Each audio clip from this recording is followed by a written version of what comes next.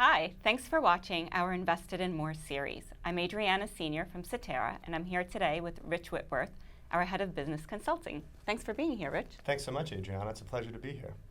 So 2020 is a new decade, and naturally lots of advisors review progress towards goals, forecast budgets. What advice do you have on what they should reflect on to help shape a solid plan for 2020? So we really think that at the end of the year, it's a perfect time to reflect on the previous year's performance of what you've done financially. But it's not just about the numbers, it's about what do the numbers mean. And when we think about what the numbers mean, how can they inform the decisions that you're going to make going forward? If, for instance, you looked at client profitability and it was low, there's an opportunity to, for instance, include new services that you maybe previously didn't do.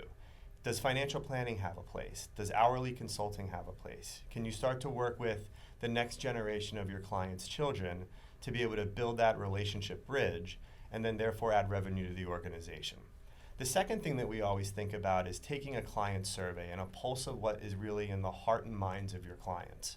It's a great opportunity to understand, are they leveraging your services that you currently offer? Are there additional services that you should offer?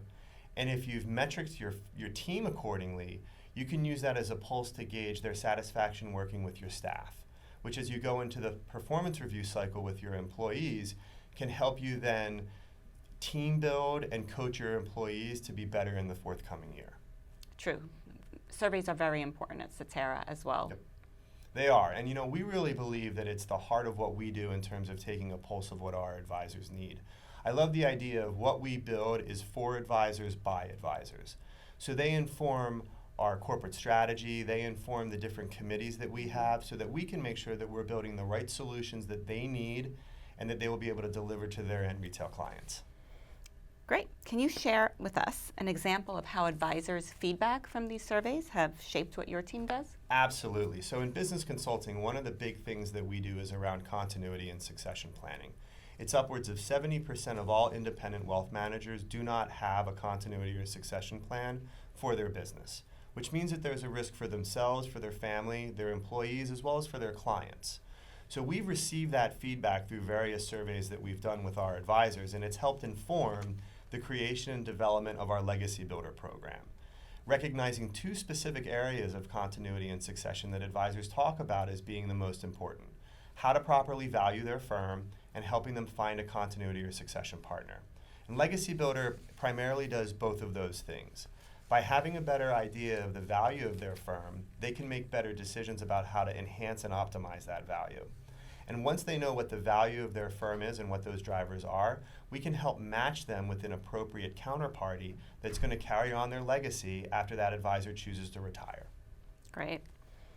And with 2020 being a new year, and you're all about planning and consulting, what should advisors consider when crafting a modern business plan or setting resolutions? Sure, it's a great question, and it really comes down to three things for me. First off is having clear financial targets. This is where I am today and where I want to be. Manage to the bottom line. Have a very well detailed out profit and loss statement. The second thing comes into managing your digital presence and optimizing it. It's no longer the 1990s where advisors can get away with saying, I'm a boutique wealth manager and I only grow through referrals and word of mouth. If you can't be Googled and found, you don't exist. So leverage the different social media properties and digital properties that you have and tell a consistent story that aligns with the value proposition for your firm. The third thing is really have a diverse and well built out organizational design. Maybe it's starting to work with interns and bringing them in from local colleges and universities. It brings in talent, it brings in diversity of thought, and in addition, there's business development opportunities that exist within there because now you're going to be working with the professors in the local university.